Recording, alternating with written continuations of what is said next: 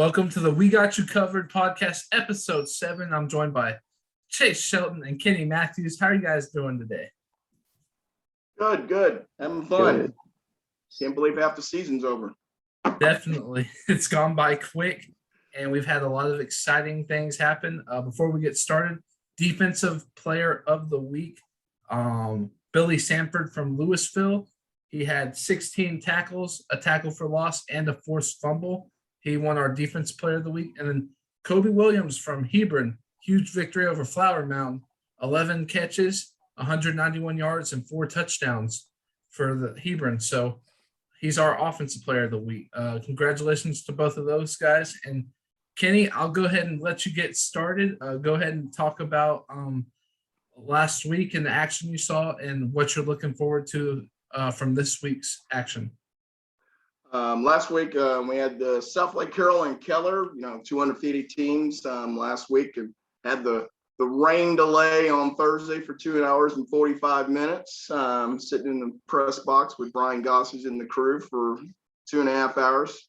So a few shenanigans, but we did play the game on Friday at 2 o'clock out of Keller in a steamy, humid, rainy at the beginning of the game there.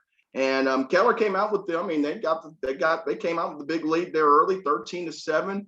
Let me tell you another thing. It was an ice-packed game, plenty of personal foul calls, a lot of chippiness, a lot of things after the whistle. The Keller crowd, they really brought it. I mean, it was pretty intense for most of that game. But then, as I said on Sunday night, South Lake Carroll just basically imposed their will. Their offensive line, I think, gets not enough credit for what they were able to do. They were able to rush the football. Owen Allen goes out with an ankle injury in the first quarter. Lehman Jackson comes in and he gets 128 yards rushing and 2 TDs. He looked outstanding. Unfortunately, he got dinged a little bit, so they had a bevy of running backs at their disposal. And, as we were saying off camera, they only completed 5 passes in the game. 3 of those go to RJ Maryland in the back of the end zone, jump balls, beautiful plays there for touchdowns there. The Boston College commit looks like he's rounded in the postseason form right now. And it was kind of one of those things where the defense of South Lake Carroll just shut Keller down after the first quarter. They have 4 INTs, 2 fumble recoveries.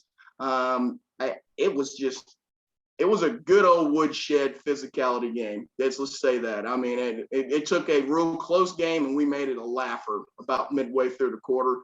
Keller doesn't have much time to kind of lick their wounds. They got to get ready and play this week. They got another one that's big this week for them. You can't put a lot of eggs into that basket.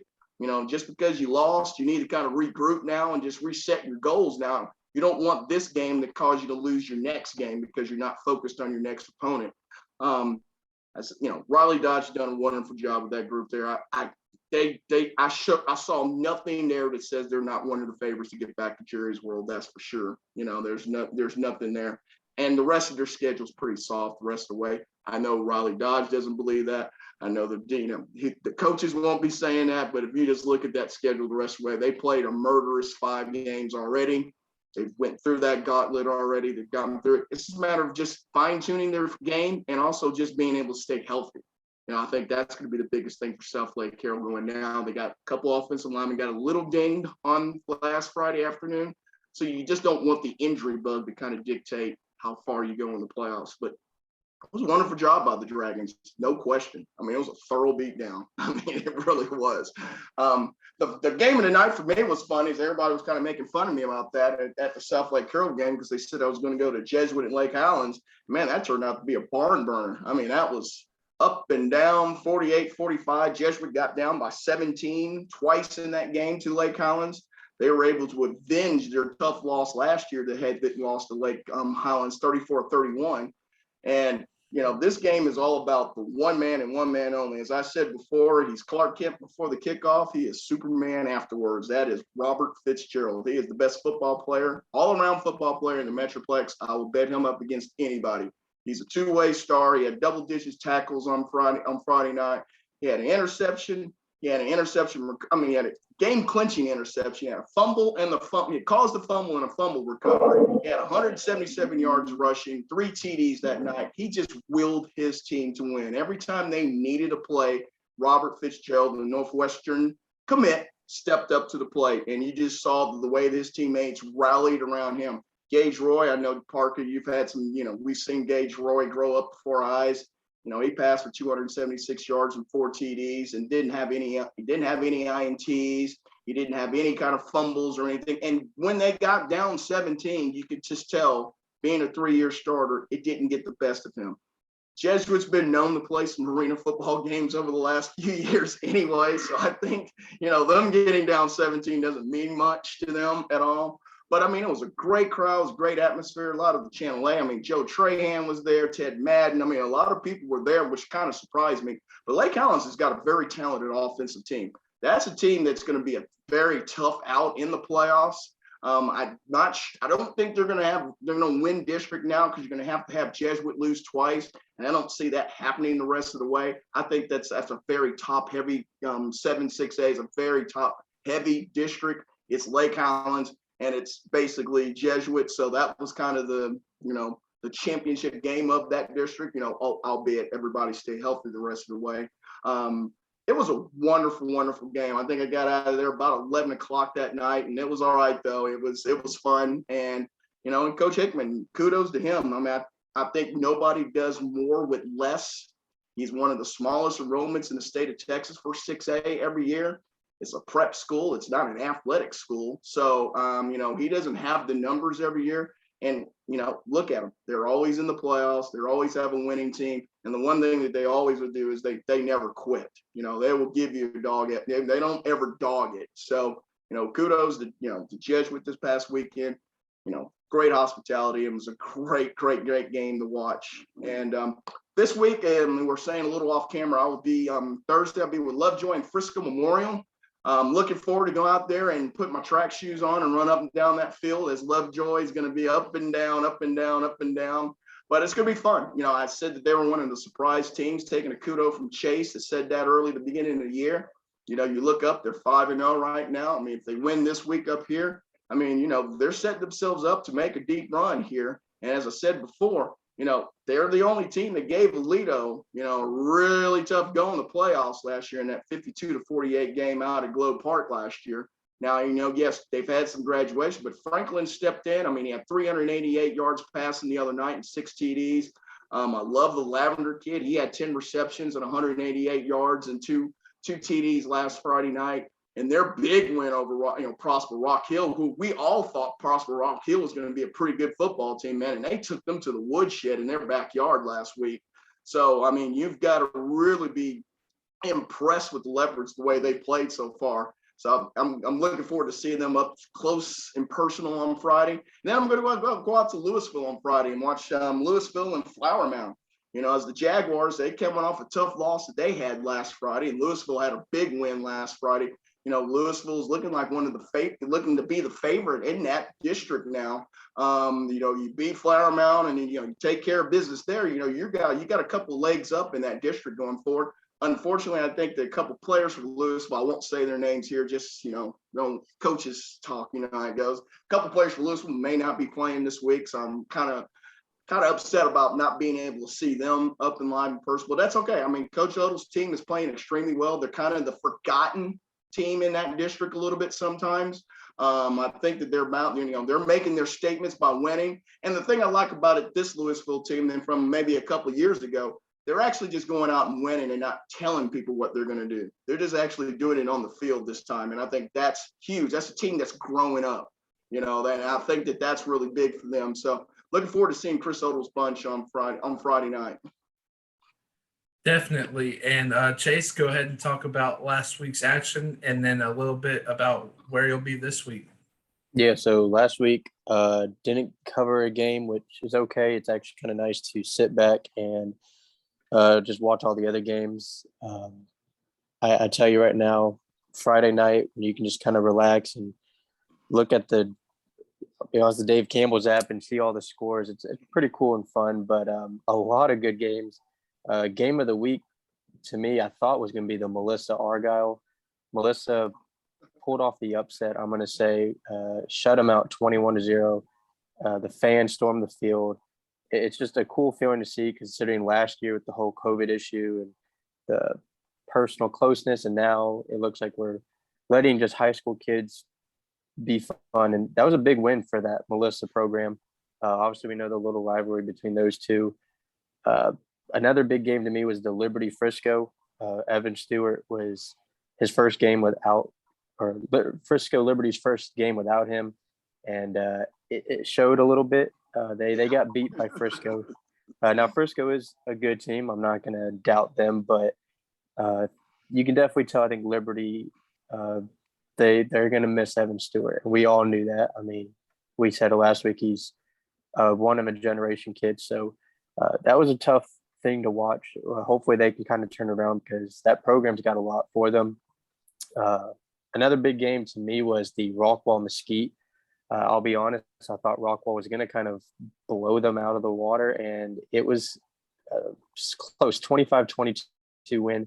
I think Mesquite had the lead for most of the game I was seeing. So it's a little eye opener for a lot of people. You know, Rockwall pulled off a huge upset against Lake Travis just a few weeks ago, and hopefully they can get, back on the gas. We talked earlier off camera, Timber Creek, that huge comeback win. They were down 28-7 at halftime. I'll be honest, I thought the game was over. Next thing you know, I see them come back and they beat Fossil Ridge. So huge kudos to them. And then, like Kenny was talking about the Lovejoy team, I called it at the beginning and I tweeted it earlier today. I would not be surprised if they play at Jerry's World this year for a state title, whether that's against Alito or they go through Alito. I think the team is better than they were last year. And I'm saying a lot because I like Ralph Rucker as a quarterback. He's graduated now, but they've outscored, I'm not sure if y'all know this, all their opponents 288-70. So it's not just the offense. That defense is something special too. So Kenny, you're going to have, if they win, you'll have a lot of good interviews for both sides of the ball. And this week, I'm actually going to be up here at the Keller ISD Stadium, Timber Creek versus Byron Nelson. It's actually going to be an interesting game for me, considering Byron Nelson started off 3-0. I remember Parker was even saying a couple weeks that they look like they could be a legit team, and now they've lost their last 3. Meanwhile, Timber Creek started off a little tough and then have now been on a winning streak, won their last 2. Emeka, we all know that he left. He's now at Washington. I actually think personally that might actually have been a good thing now that the coaching staff, the team kind of knows he's not with us. They now know what to do, who to play, and all those things. And they've turned it around. And that was a huge comeback win. A district play against Fossil Ridge. Those two teams are very, got a lot of beef, is what I've been told.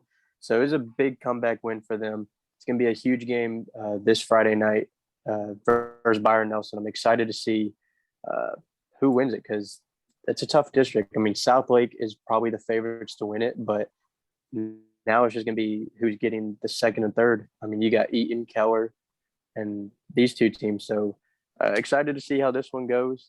I also want to give a shout out to Braswell for taking down the Lobos. Little Elm, we all picked Little Elm.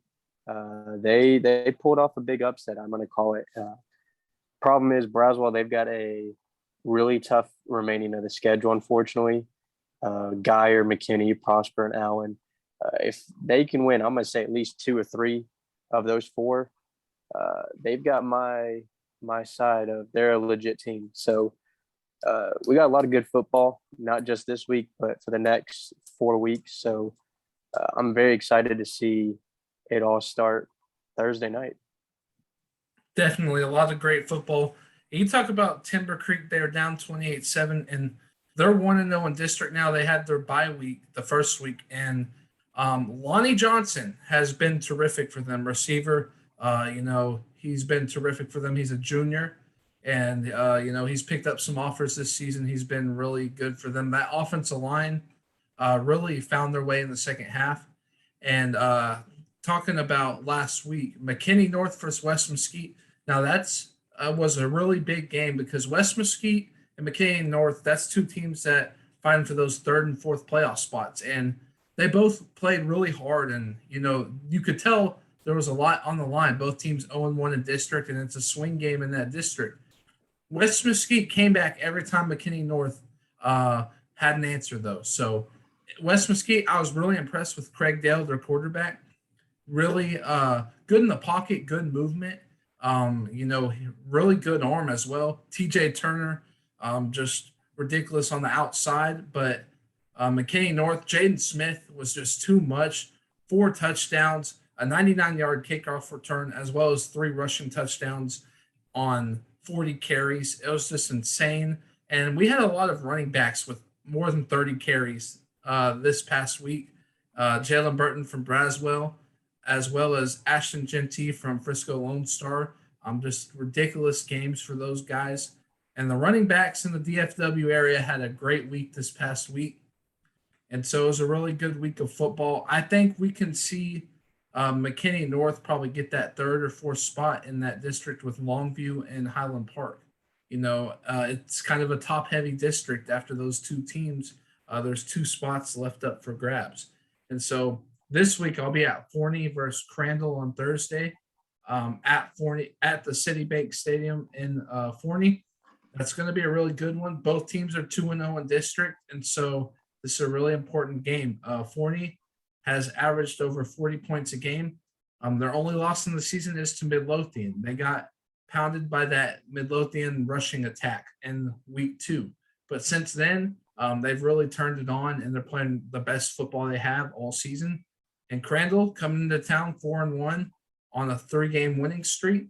I think this game could be the game of the night on Thursday just because what's on the line, and it's 2 smaller towns. And so usually the atmosphere there is going to be great. And I wouldn't be shocked if Crandall goes into Forney and gets a victory.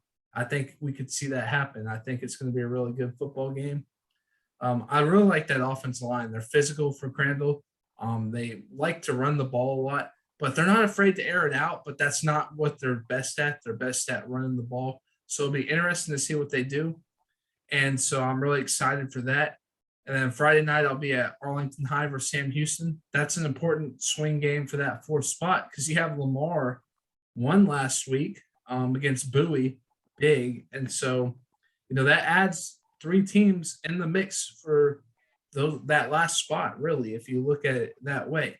Arlington High has started 0-2, but they could very well beat Lamar. They could beat Sam Houston, and they can beat Bowie. They haven't played those 3 teams yet. So, a lot can happen. That's a really interesting district, and there's a lot of good games to look forward to. And so before we do the pick'ems, do y'all have any players' performances that you want to shout out? I will say also that was an emotional game for West Mesquite the other night, obviously with the loss of Lewis the 2 weeks prior. They had a really nice special on Channel 8 about that, the ceremony and everything, and, the balloons and all that went on. And so, it was a nice tribute to that. We hate that it had to go through that, and I don't want to be a Debbie Downer on it, but I just want to say that was an emotional thing. We were kind of worried about what type of team that was going to play on the field, and obviously you got a loaded gun, so it was an emotional game for them. Kind of like like we said, what Chase was talking about with Rockwall. I think, it's the same reason I said that about Keller. You don't want to lose twice because you lost to an arch. You put so much into a game. I think Rockwall just kind of limped into that game a little bit, just thinking that they could beat Mesquite. And you almost got bit because of that mindset. And so I think that's another reason why I say it's huge for Keller against this week for them to bounce back, because you just don't want to lose 2 district games back to back because you had so much focus on the 1 district game. It's kind of hard to ratchet it back up. But as you both said, I wanted to give one shout out to Garrett Rangel for him to come back. It literally looked, I was there when he got hurt originally. I got that look. We didn't know if he was going to be able to play. For him to come back 4 weeks later and pass for 200 yards and 2 TDs was huge. And that obviously being able to throw to Mr. Genty or have Mr. Genty run the football is a huge feather in your cap, obviously, for the Rangers. So that would be my shout out, would be to Garrett Rangel and the Lone Star for putting themselves back into contention of trying to get to state. They're going to be a formidable opponent going down the stretch. Yeah, I mean, there's a lot of good players. We kind of touch bases, Robert Fitzgerald, Jalen Burton. Uh, I mean, we probably said it every week. Damian Martinez, just another stupid, ridiculous game. I mean, 25 carries, 200 yards, 3 touchdowns, plus a couple receptions for 87 yards and a touchdown in a close 29-24 win over Plano East. I mean, he's just stamping his name on, why he's one of the best running backs in the area. And I know Kenny said he was close to 3,500 yards. I'm not sure where he's at right now. How many yards did he get last week again? 202. Oh, he's over it then. Yeah, he needed like 112 or 126, something like that. Oh, so he'll be next on the 4,000 list, I'm sure. We saw Owen Allen do it. I'd give it 2 or 3 weeks. I think Damian Martinez will hit it, but I also wanted to give a shout out to the Lovejoy quarterback. I know you talked a little bit about Alexander Franklin, 18 to 21, 388 yards, 6 touchdowns. Out of all 5A quarterbacks, did not know this, he actually leads the state in touchdowns with 22. And that's kind of big considering you think about all the 5A schools and the quarterbacks that are in that district. So just shout out to them in that receiving core. Lavender, 10 receptions, 3 touchdowns, or 2 touchdowns, I'm sorry. Plus, you got Parker Livingstone, and they got another receiver. I can't think it's Parker White, his name. That whole team is just Coach Ross knows what he's doing with them. And like I said, you'll have a lot of fun going up and down and get some cardio. But yeah, I think that's, there's a lot of players to mention, but those are a couple that I could think of. Yeah, I want to give a shout out to Jacob Porter, quarterback from Timber Creek. He threw for 4 touchdowns in the second half, 331 yards on the game, leading them to the comeback. So, he was poised under pressure, it seemed like, 4 touchdowns all coming in the second half. And, Jaden Smith from McKinney North, I mentioned him, but he played really well. And I know West Mesquite lost this week, but I was really impressed with TJ Turner. He's a terrific receiver. 8 touchdown catches on the season now in 6 games for West Mesquite. So he's doing a terrific job. And like Kenny said, they played with the heavy heart, but they played hard. They played really well and they battled. So, it was great to see that. Obviously, under the circumstances, they played really well. And you could tell, they had a heavy heart in that game and it meant a lot to them, especially just seeing the emotions after the game. You could tell that was a game they really put their all in. And, it was just great to see them play with that passion. It was special. So a shout out to West Mesquite for suiting up last week. Just took a lot. It was an emotional week for them and they really fought through it. And, it was really great to see the way they fought through that adversity. And so moving on from that, we're going to go to the pick'ems for this week. And so we've talked about this team a little bit already. Keller versus Eaton, huge district matchup here, Kenny. Who are you going with? I think we'll go with the bounce back. I think Keller's going to come back with a bounce back. I think they got embarrassed. I think the Pride got a little sore. They put an ice pack on the Pride last Friday afternoon in the second half. I think you also know if you don't get this game, then you're probably fighting for a 3rd or 4th spot in that district. And I think, I don't think that was Keller's intent this time last week to be talking about a 3rd or 4th place in district. So I really think that this could be a bounce back game for them, even though Eaton, they curb stomped Byron Nelson last weekend, which really surprised me. So I'm probably picking against what I should be going through in my mind here, but I'm just thinking Keller's going to have the bounce back. Yeah, this is a good game. I like Keller a lot. They got a good duo with Trey Guerra and the receiver Amari Henry. I believe he's had a touchdown in every game. Yep, they did have one. Yeah, they had one. Friday. That they got a good duo there. Good thing is they're, believe junior, so they're still got another year. But I'm gonna take Eaton. I think Keller opened a wound on Keller that's gonna take a little more time to heal. Unfortunately, Eaton, just like you said last week, a huge win. They're on a good momentum roll, and they got a lot of playmakers. Jaden Platt, four-star tight end, JB Brown, the running back, Chris Anderson. We all know about Hunter Erb. I know he's an offensive lineman, but He's one of the best in the state. This is going to be a good game, though. I've watched them too last year. I know basketball, but the student sections, they get into it a lot. So it'll be a good game, even for the fans. But I think Eaton's going to pull this one out. It's at their own home stadium. I don't think they'll disappoint, and I've got them beating Keller. Yeah, I like this matchup. It's going to be a really fun one. I think we could see Eaton winning this game. I'm going to pick them. I think it'll be close. Like Kenny said, he touched on it earlier. Keller could come out kind of like Rockwall did against Mesquite and kind of look lost out there. So I just knowing that, and Eaton's at home, so I'm going to go with the home team in this one. Eaton, I think it'll be close. Like he said, Hunter Erb is just dominating defensive lineman. Saw a video on Twitter the other day of him just driving the dude 10 yards and chunking them another 5, just dominating guys. And they have a lot of big linemen that just love to do that. So I think that we could see that run game getting going. And Keller's defense is really physical, though. They're undersized, but they play fast and they play physical. So I wouldn't be shocked if we have a close one, but I'll take Eaton. So moving on to the next game, Crandall versus Forney. A huge matchup here. Kenny, who are you going with? I know we got about 9 minutes left, so I'll hurry. I'm going to go with Forney in this game. I'm going to go with the home team on this one. I kind of went back and forth on this one. I really didn't have a very good idea on it, but I think I'm going to go with the home team, Forney, on it. I think they're going to come out, be 3-0 in district. I think of Forney, and you think of Coach Jackson being there, but he's no longer there. But I think they'll just have just enough to beat Crandall in a very close game. Yeah, I'm going to take Crandall on this one. Unfortunately, there are 2 teams that are overlooked by Ennis in that district, but Crandall has played well all year. They've only lost 1 game, and that was to Kaufman, who was ranked, I believe, number 10. And they only lost by 5. So it was a well-fought game. Forney, to me, just been a little inconsistent. But like you were mentioning, these are 2 small-town teams that are, again, playing just some backyard football is what I call it. So it'll be a fun game. But I think Crandall will go into Forney, and they'll pull off the upset. Yeah, I went back and forth on this one as well, but I think I'll take Crandall going into Forney.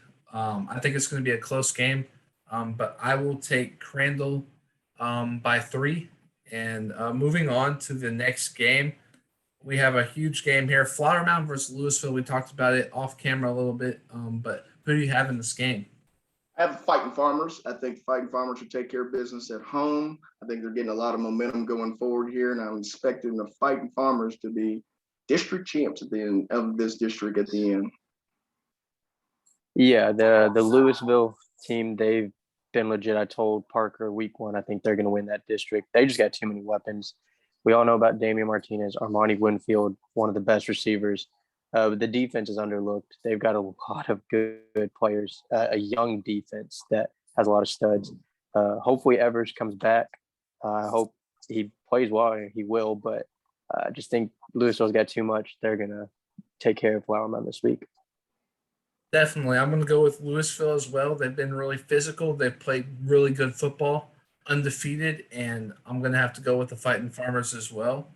Moving on to the next game. Now, this is the battle of the Gopher Bowl, Grand Prairie versus South Grand Prairie.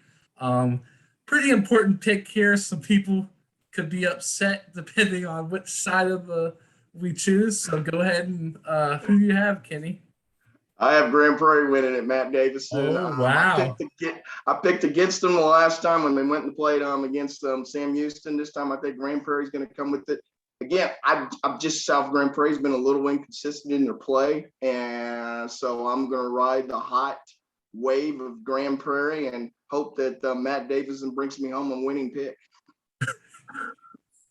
This one's tough because I used to live in Grand Prairie, so I know how competitive this matchup is. These 2 teams hate each other, but I got South Grand Prairie. I just think they're a little better all around. I did see something. Now, correct me if I'm wrong. I think they've won 10 straight versus Grand Prairie. I think that just kind of feeds into a team. It'll be a fun game, though. It'll be a great game considering both teams are actually having about the same season. But I think the Warriors will make it 11 straight. Yeah, I went back and forth. I've seen both of these teams play a couple times. I just think South Grand Prairie, Michael Stallworth at quarterback is very inconsistent for SGP, and their defense that's supposed is dominant year in year out. They've been a bit shaky this year as well, and Grand Prairie's got the hot hand right now. So Matt Davidson, I'm gonna go with the Gophers of Grand Prairie. I think they end the streak. I think the streak is no more, and Grand Prairie takes back that city. I'm hoping I am not wrong, but I think that Grand Prairie has a hot hand right now, and they'll win that game. So moving on to the next one, Denton Geyer versus Denton Braswell. I'll take the second best defense in the area and Geyer. They may be the first. They may be better than Ryan's defense. I haven't quite gotten there just yet. I mean, I know they already beat them once, but basically that was a wash game, going into overtime. But I as long as you got Yates and Bowen on that defensive side over there, I just don't see them getting beat for a long time. So I'm going to go with Geyer. Yeah, no, I got Geyer. Braswell shocked us. They looked great last week. Jalen Burton balled out, but Geyer's state contenders, in my opinion. That Ryan win was huge. And we talked about their defense, but hell, their offense is just as good. Jackson Arnold, Jace Wilson, Grayson O'Bara. I mean, there's just three key weapons that they've got.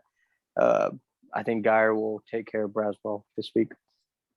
Definitely. I'm going to go with Geyer as well. Braswell's in that tough district. It's going to be tough sledding with all the teams they have to face. And I think Geyer, they've just looked the part so far. So I'm going to take Denton Geyer in this one.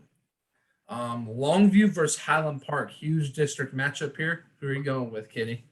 Both of these teams look much better than they did week one, but I'm going to go with the man with the fedora, period. At home, he's kind of the guy that nobody's talking about Highland Park. And I think that's when he does his best work. So I'm going to go with HP, the Scotties. Yeah, this is game of the week, in my opinion. These are two top 5A teams, so it's going to come down to the wire. I love Longview. Jalen Hale, we all know about him. I know Kenny's hoping he commits to Oklahoma, but, this is going to come down to the wire. But Highland Park showed me something when they beat Rockwall a couple weeks ago. Brennan Storr, I think he's going to have a great game and really put his name out there. I think he's got some offers, but I think this game right here will really put him out there. And I'm calling it now. I think if you follow him on Twitter, he will be tweeting, thank you for the offers from whatever colleges after this week, especially if they get this win. I just think that this is the biggest game for Highland Park this year. And I think they'll take care of it at home. Yeah, Highland Park, not their team nobody's really talking about this year.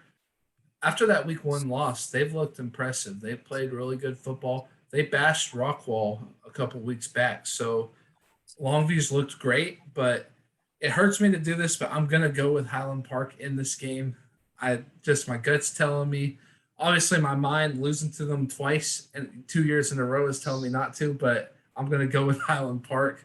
Brendan Storr has been impressive. That defense, Jack Curtis is phenomenal on that defensive line. You just look at his highlights. He runs the hoop really well. He bends to the ball. I just love the way he plays, and I think they're too much for Longview. And so moving on to the next pick, we have Anna versus Argyle, some 4A. So sorry for Anna. I know we don't have much time, so I'll say Argyle. I think Argyle comes back with a vengeance.